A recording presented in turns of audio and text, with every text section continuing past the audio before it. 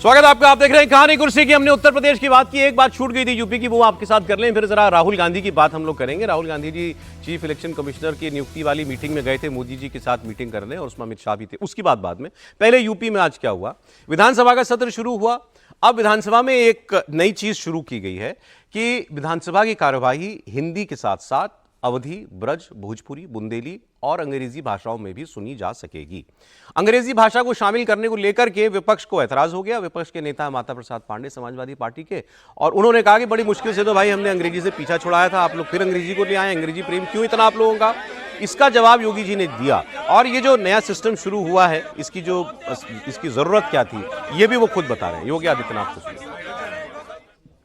भोजपुरी में ना बोले, अवधी में ना बोले, इसका विरोध खंडे में ना बोले, और उर्दू क्या वकालत कर रहे हैं। एक बड़ी विचित्र बात है। आप मुझे बताइए, मैं इसीलिए कहता हूं कि आप समाजवादियों का चरित्र ही इतना दोहरा हो चुका है, इतना दोहरा हो चुका है कि अपने बच्चों को भेजेंगे इंग्लिश पब्लिक स्कूल में और दूसरों के बच्चों को बोलेंगे कि एक गांव के उस विद्यालय में पढ़े जहां संसाधन भी नहीं है। ये दोहरा आचरण और जाकी रही भावना जैसी, प्रभु मूर्ति देखी दिल जैसी।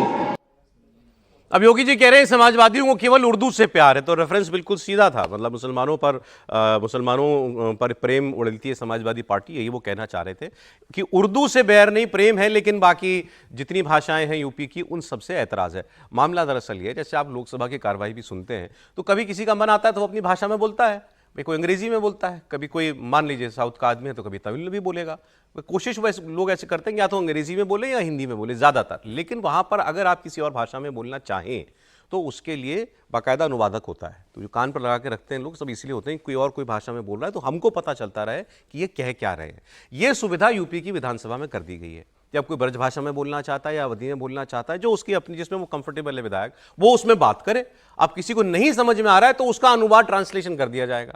ट्रांसलेशन ज्यादातर हिंदी में या अंग्रेजी में होता है। इतना मामला था जिसको समाजवादी पार्टी ने बता दिया कि ये योगी आदित्यनाथ का अंग्रेजी प्रेम है, तो उन्होंने भी पलट के कह दिया कि आपको उर्दू से प्यार है। नहीं देखिए, मतलब मुझे तो लगता है कि इसका स्वागत किया जाना चाहिए। अंग्रेजी को बढ़ावा देना और अंग्रेजी के साथ रहना दोनों में फर्क है। अंग्रेजी अंतर्राष्ट्रीय भाषा है, इंटरनेशनल, जो कहते हैं ना कि आप किसी भी तरह से संपर्क भाषा के तौर पर अंतर्राष्ट्रीय तौर पर देखेंगे तो अंग्रेजी है, हर कोई जानता है।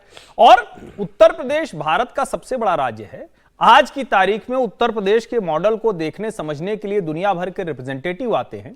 बीच बीच में अलग अलग देशों के प्रतिनिधि, कंपनियों के प्रतिनिधि विधानसभा में आकर वो कार्रवाई देखते हैं। तो इसमें तो कोई ऐतराज नहीं होना चाहिए। और उसमें अवधी, ब्रज, भोजपुरी जोड़ा गया तो ये हमारे यहाँ के उत्तर प्रदेश की भाषाएं हैं, इनको शामिल करना चाहिए। मुझे समझ में नहीं आया कि इसमें विरोध की वजह कहां आती है। अगर वो ये कहते हैं कि नहीं, कल से अंग्रेजी में सारी कार्रवाई, योगी जी खुद हिंदी में बोलते हैं, पूरा मंत्रिमंडल उनका हिंदी में बोलता है। अगर कोई अंग्रेजी में बोलना चाहता है तो उसको आप ऐतराज कैसे कर सकते हैं? फिर मैं कह रहा हूं, अंग्रेजी को बढ़ावा देना एक अलग चीज है, लेकिन अंग्रेजी जानना, अंग्रेजी समझना, ये तो आज की जरूरत है। इंटरनेशनल लैंग्वेज है, उसको आपको समझना पड़ेगी, तो स्वागत योग्य है। अब जरा मायावती जी की बात कर ले। मायावती जी को लेकर उदित राज कांग्रेस पार्टी के सांसद हैं, वैसे कई पार्टियों में रह चुके हैं, मुझे नहीं याद ये बसपा में भी रहे कि नहीं रहे हैं। बीजेपी में रहे, बीजेपी में बीजेपी सांसद है। 2014 में इनको सांसद, दिल्ली से सांसद थे 2014 में। कांग्रेस से लड़े फिर हार गए। इन्होंने अपनी पार्टी बनाई थी, जस्टिस पार्टी। सर, इन्होंने एक बयान दे दिया, काफी खराब बयान है। हालांकि वो संज्ञाओं में बात कर रहे थे कि भाई महाभारत में भगवान कृष्ण ने कहा था अर्जुन से कि तुम्हारा कोई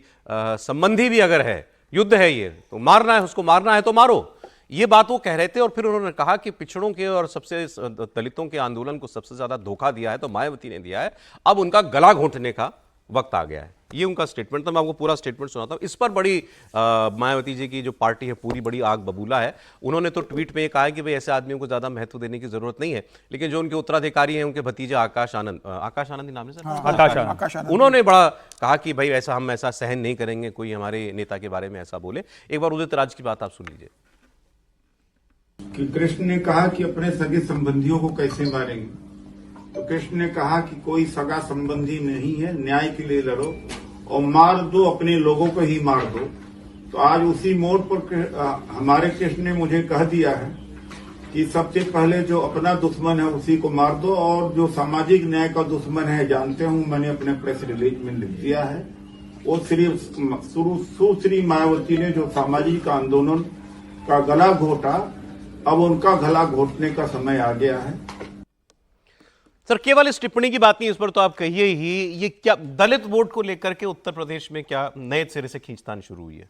नहीं, खींचतान तो लोकसभा चुनाव से ही चल रही है। ठीक है। और बल्कि उसके पहले से, जब से मायावती जी का ग्राफ नीचे गिरा है, तब से बीजेपी, कांग्रेस और समाजवादी पार्टी तीनों की कोशिश है कि उनका जो दलित वोट है उसका मतलब ले लें।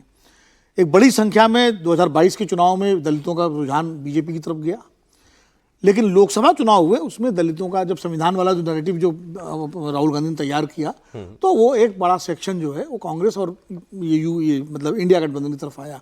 वो लड़ाई अभी जारी है। उदित राज जी के इस बयान की मजम्मत की जानी चाहिए।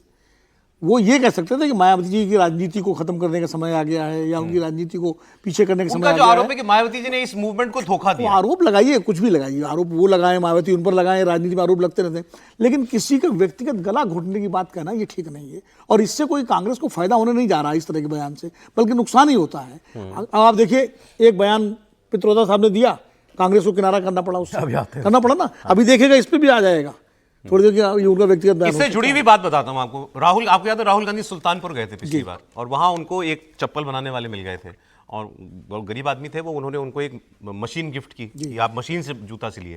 तो वो अब मिलने के लिए लगभग 1 वर्ष के बाद दिल्ली आए, मगर आए क्या, मतलब उनको बुलाया गया, टिकट भेजा गया। वो उन्होंने खुद अपने उसमें बताया कि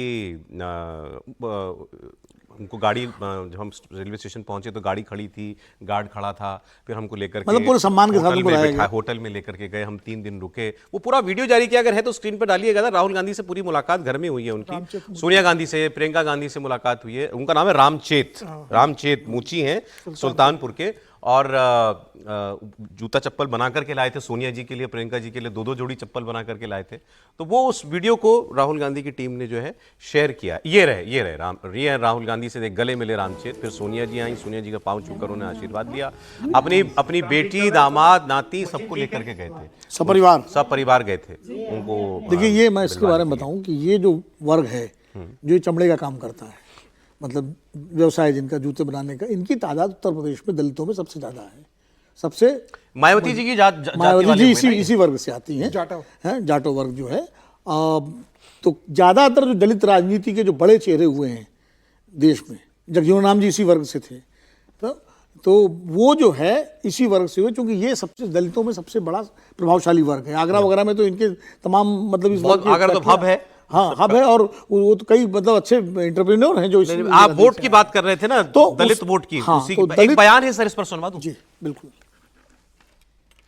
DJI drone made in China. This has come from the toy industry, and that's really the. ये इसकी बात हम लोग आगे करते हैं, जो ड्रोन वाला भी बात। हाँ, पहले आप दलित वोट का हमें कैलकुलेशन बता। मैं कहता कि तो वो जो दलित वोटों में, मतलब उसमें सबसे बड़ा वर्गीय है। माना यह जाता है कि जिस वर्ग का, इस वर्ग पर जिसका प्रभाव होता है, जिस दल का, तो दलितों की एक बड़ी संख्या उस तरफ जाती है। जब कांशीराम जी ने अपना आंदोलन शुरू किया था तो इसी जाटो समाज के नेतृत्व में हुआ, बाकी सारे दलित समाज उसमें जुड़े। हालांकि अब थोड़ी स्थिति बदलने लगी है। अब जो दलितों के दूसरे वर्ग हैं, जैसे पासी समाज है, वाल्मीकि समाज है, धोबी समाज है, और जो समाज हैं वो भी अपना असर्ट कर रहे हैं, और उनके भी तमाम नेता, क्योंकि जाटों के बाद दूसरी बड़ी आबादी पासियों की है। प्रीडोमिनेंट जाति ये है, और संख्या भी इनकी है, और पॉलिटिकली बहुत अवेयर जाति है ये, मतलब राजनीतिक रूप से सबसे ज्यादा। उसके बाद पासियों का नंबर आता है, फिर वाल्मीकि है।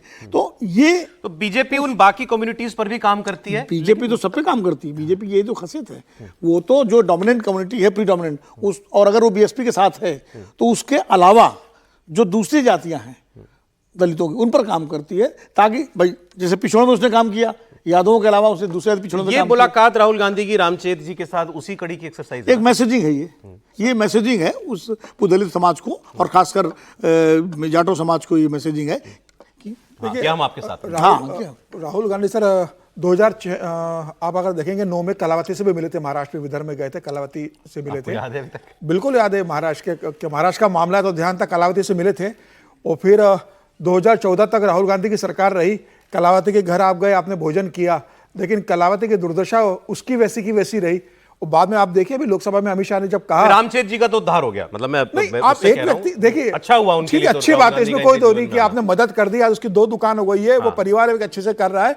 काम मिल रहा है। लेकिन ये ठीक है, एक मैसेज देने के लिए ठीक है, लेकिन क्या उस पूरे समाज का भला हो रहा है? मुझे ऐसा लगता है कि जहां आपके राज्य की सरकार है वहां आप कीजिए ना। केंद्र में आपकी सरकार थी, उस समय आप कलावती से मिलने गए, विदर्भ में कितने महिलाओं के लिए आपकी सरकार ने उस समय किया, प्रदेश में भी आपकी सरकार थी, केंद्र में भी आपकी सरकार थी। सिर्फ आप भोजन करने जा रहे हो तो आप अपनी सरकार से बोलिए, प्रदेश की सरकार से, केंद्र की मनमोहन सरकार से कहते हैं कि भैया कलावती की स्थिति है और हिंदुस्तान में जितनी ऐसी कलावती की स्थितियां है उन सबको उबारने के लिए आप क्या कार्यक्रम लेकर आ रहे हैं? राहुल गांधी ऐसी एक्सरसाइज और मुलाकातें करते रहते हैं। हरियाणा में आप ट्रक ड्राइवर से मिलते हैं, आप महिलाओं से मिले थे। आप ट्रक ड्राइवर के चले जाते हो, हाँ। आप अभी जूस बनाते हो, वो ठीक है, आप जा रहे हो, एक मैसेज देने की कोशिश कर रहे हो, लेकिन इससे आपकी राजनीति में और उनके जीवन में अलग प्रोफेशन के लोगों से मिलना, कि ट्रक ड्राइवर से मिल लिए, मिस्त्री से नहीं, आप मिल लिए, वो मैकेनिक बात से अलग मिल है। लिए, हाँ। आप यहाँ तो एक कम्युनिटी को मैसेज है ना पूरी। मुझे नहीं लगता इसको मैसेज जाएगा एक पूरी कम्युनिटी की। आपने से एक को सिलाई मशीन दे दी जूते सिलने के लिए, वो आपके लिए 2 जोड़ी जूते ले आया, आपने उसका वीडियो जारी कर दिया, इसका मतलब नहीं है कि अगले विधानसभा में सारा जाटो वोट आपके पास आ जाएगा। देखिए, नेता इस तरह मैसेजिंग करते हैं। आप याद कीजिए, प्रधानमंत्री जी ने अर्धकुंभ में दलितों के पैर धोए थे, हाँ, वो करते हैं, हमेशा करते तो किया कि नहीं किया? तो वो भी मैसेजिंग थी। अब ऐसा थोड़ी जिन दलितों के पैर धोए थे उनका पूरा उद्धार हो गया, वो करोड़पति हो गए होंगे, ऐसा नहीं है। लेकिन एक मैसेजिंग थी समाज में बराबरी लाने के लिए।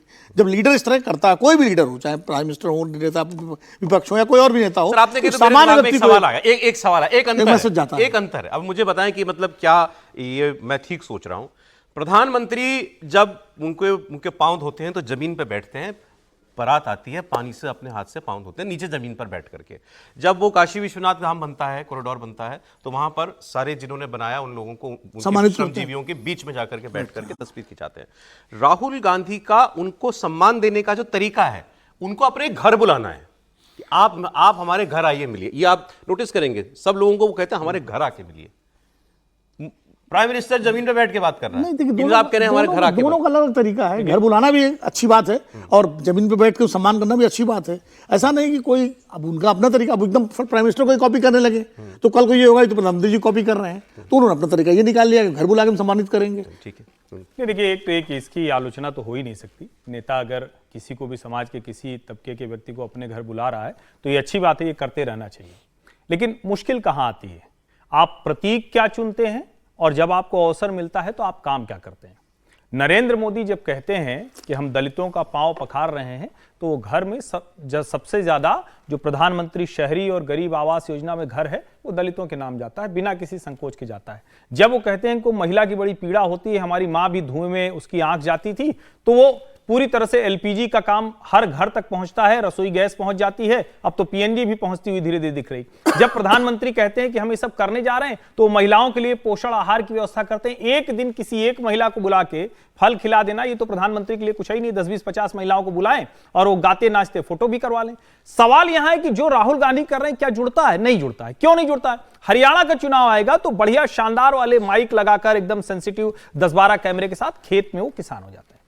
पंजाब का चुनाव आएगा तो ट्रक ड्राइवर के साथ वो चले जाते हैं, सिद्धू मूसेवाला का गाना पसंद आने लगता है। देश में जब आता है तो अचानक उन्हें दलित की चिंता होने लगती है। अब उन्हें लगता है कि उत्तर प्रदेश में उनकी स्थिति खराब फिर से ना हो जाए, तो वो एक कम्युनिटी को पकड़ने लगते हैं। इस सब की आलोचना कोई नहीं कर सकता। ये अच्छे काम है, नेता को करना ही चाहिए, लेकिन क्या इससे उस वर्ग की सूरत बदलने का कोई काम हो रहा है? उसका जवाब आता है नहीं। तो वो सरकार ही करेगी ना, वो राहुल गांधी कैसे कर सकते हैं? अरे तो जहां सरकार है वहां तो करेंगे ना, कोई तो एक मॉडल होना चाहिए ना। आपके पास सरकारें नहीं है क्या? कर्नाटक की सरकार है, वहां का मॉडल बता दीजिए। आपके पास तेलंगाना की सरकार है, वहां का मॉडल बता दीजिए। दोनों समृद्ध राज्य हैं। हिमाचल की सरकार है, वहां का मॉडल बता दीजिए। आप कोई भी काम जो कर रहे हैं वो होता हुआ नहीं दिखता है, आप बात खूब करते हैं। और फिर जो दूसरी बात है, कभी आप मैकेनिक बन जाएंगे, कभी मोची बन जाएंगे, कभी ट्रक ड्राइवर बन जाएंगे, कभी किसान बन जाएंगे, कभी मतलब आपके मन में जो कुछ आता है, कभी पुताई भी करने लगते हैं, व्हाइट वॉश। अब ये भी सोचिएगा, जब अब ये कौन सी समझदारी है भाई? ठीक है, आपको उन लोगों का जीवन बेहतर करना है, बिल्कुल करिए, लेकिन आप खुद ही व्हाइट वॉश करने लगे। हम दो बातें और राहुल गांधी से जुड़ी हुई हैं। एक मिनट रह गया बस। एक लाइन, ऐसा नहीं कि जब यूपीए सरकार थी तो मनरेगा लाई गई थी, मनरेगा का सबसे ज्यादा फायदा दलितों को ही हुआ था। फूड सिक्योरिटी एक्ट है उसका, जिसकी बदौलत आज 5 किलो अनाज दिया जा रहा है, उसी फूड सिक्योरिटी एक्ट से दिया जा रहा है। कुछ काम तो आप कांग्रेस से छीन ही नहीं सकते। Right to education, right to information, food security act, MNREGA, Saurabh ji, काम आज तो तक कोई चल रहे नहीं हैं। छीन सकता है। मनरेगा कच्चा काम होता था। मनरेगा के ब्लॉक प्रेसिडेंट से लेकर डिस्ट्रिक्ट प्रेसिडेंट तक कैसे कमाई करते थे, भ्रष्टाचार का अड्डा था। भ्रष्टाचार का अड्डा था, लेकिन भ्रष्टाचार तो हर योजना में होता है भाई आपको साहब। कहना पड़ेगा। भ्रष्टाचार आज की योजना में नहीं हो रहा है क्या? क्या राशन में नहीं हो रहा मैं फिर भ्रष्टाचार? कह रहा लेकिन हूं, कल्याणकारी योजना है, मनरेगा कल्याणकारी योजना कच्ची थी। योजना, कच्चे काम का था, जिसपे हर्षवर्धन, पता ही नहीं होता था स्कीम कि चल क्या रही काम है, हुआ। स्कीम चल रही है ना आज तक। हाँ, पक्के काम के साथ चल रही नहीं, है, तो चल रही है। योजना को सुधार कर चल रही हाँ, है। तो सुधार किया, तो ठीक है, उसका सही उपयोग हो रहा है। अब रजिस्टर नहीं फाड़ दिया जाता है। सवाल पहले दिन से कोई योजना परफेक्ट नहीं होती है, जब योजना का चलिए, इम्प्लीमेंटेशन होता है उसका परफेक्ट। सर, दो बातें एक और है ये, क्योंकि खबर बड़ी है तो इस पर मैं अगले सेगमेंट में लंबी बात करूंगा। चीफ इलेक्शन कमिश्नर की नियुक्ति के लिए कल मीटिंग हुई थी मोदी जी, अमित शाह जी और राहुल गांधी की, उसकी बात हम लोग बाद में करेंगे जल्दी से। लेकिन जो वो ड्रोन वाला जो पहले चल गया था गलती से, अब एक बार चला दीजिए मुझे, 1 मिनट के लिए दे दीजिए। ड्रोन वाला वीडियो जो राहुल गांधी का था, इसकी बात नहीं कर पाए हम लोग प्रोग्राम में, सुन लें जरा। And that's really the powerful thing. This is actually where we should be playing. And the network that produces this is where the real value is. And all AI is actually going to be operating on this. And the sad fact, we don't make any of the components inside this. We don't understand how it's made. We certainly don't make any of the optics. We don't understand how it's made. What we are seeing here is innovative technology of the motor, high quality optics, telecommunication equipment, and essentially Rahul Gandhi की इस video पर बड़ी धुलाई हो रही है, तुमने कहा इस पर एक बार बात तो करें। राहुल गांधी ने एक ड्रोन दिखाया, चीन खुद बताया चीन का बना हुआ ड्रोन है, बाद में लोगों ने बताया कि भारत में बैन है और आपने इसको उड़ा दिया। वो भी राहुल गांधी नहीं होते तो जेल में होते। हवाई प्रतिबंधित आप न करिए क्षेत्र के राहुल जी अंदर। के हाँ, चक्कर बिल्कुल में बिल्कुल। राहुल गांधी नहीं होते तो जेल में लेकिन होते। राहुल गांधी जो बात कह रहे हैं मैं उस पर बात करना चाहता हूं। क्या उन्होंने गलत कहा जिसकी वजह से बीजेपी पिल पड़ गई उन पर कि आप चीन की बड़ाई इतनी करते हैं? वो कह रहे हैं ये ड्रोन भारत में बनता है क्या? नहीं। इसके कंपोनेंट मिलते हैं क्या भारत में? नहीं। आज पूरी दुनिया में युद्ध लड़ने का तरीका बदल गया, अब ड्रोन से लड़ाई होती है, ड्रोन की रेजिमेंट बनेगी। अभी यूक्रेन और रूस के युद्ध में ड्रोन टैंकों को गिरा रहा है, तो हमें उस तरफ जाने की जरूरत है। चाइना उसमें हमसे बहुत आगे निकल गया है। इस किस्म का मिलिट्री इंडस्ट्रियल कॉम्प्लेक्स बनाने की जरूरत है हमें भारत में। ये बात वो कह रहे हैं कि ये हम अभी वहां नहीं पहुंचे जहां हमें पहुंचना है। अब इस पर जो पूरी ड्रोन इंडस्ट्री है, क्योंकि वो भी सबका संगठन है, वो लोग भी बोल रहे राहुल गांधी हमारी जो है हमारा आत्मबल गिराने का काम कर रहे हैं चीन की बड़ाई करके। कैसे देखते हैं सर इसको? देखिए, राहुल गांधी जो बात उठा रहे हैं, बात मुद्दे के हिसाब से तो ठीक है कि ड्रोन के ऊपर, लेकिन यही मोदी सरकार है कि जो एडवांस ड्रोन अमेरिका से अभी खरीद रही है। और ये एक समय तब भी था कि जब यहाँ बनाओ ना, बना क्यों हुआ ना, क्या उसका भी एक उदाहरण मैं बताता हूँ ना। जब कारगिल वॉर हुआ था तो जब अटल बिहारी वाजपेयी ने अमेरिका से ड्रोन मांगे थे तो अमेरिका ने ड्रोन देने से मना कर दिया था। उसके बाद 2014 में जब प्रधानमंत्री मोदी जब पीएम बने तब उन्होंने इस बात की घोषणा की थी कि ड्रोन टेक्नोलॉजी में हम आत्मनिर्भर बनने की पूरी कोशिश करेंगे और हमारे पास क्षमता है। तो प्रधानमंत्री का आप देखिए ना, मेक इन इंडिया विजन क्या है। देश के अंदर आज हर चीज बन रही है, ड्रोन भी देश के अंदर बनने शुरू हो गए। लेकिन अगर राहुल गांधी चीन का एक ड्रोन अगर बिना अनुमति के उड़ा देते हैं, उड़ाना और वो अलग बात है। लेकिन अगर वो ये कहते हैं कि बात करना क्या गलत है? Short answer possible. तथ्य के तौर पर 40 से ज्यादा कंपनियां हैं जो इंडियन कंपनीज ड्रोन बनाती हैं। हमने ड्रोन के जरिए सर्विलांस, निगरानी, मॉनिटरिंग शुरू कर रखा है। इसलिए ये जो कहे Rahul Gandhi in comparison to China हम कमजोर हैं, लेकिन हम कर नहीं रहे हैं, ये गलत बात है। उनका कहना था कि असेंबली हम कर रहे हैं, ज्यादातर कंपोनेंट चाइना से आ रहे हैं। नहीं, तो हमें कंपोनेंट ही बनाने चाहिए। लेकिन जो है वो बना रहे हैं, लेकिन वो जो कर रहे हैं वो नहीं, वो तो कह रहे हैं कि चाइना सब कुछ कर रहा है, हम कुछ कर नहीं।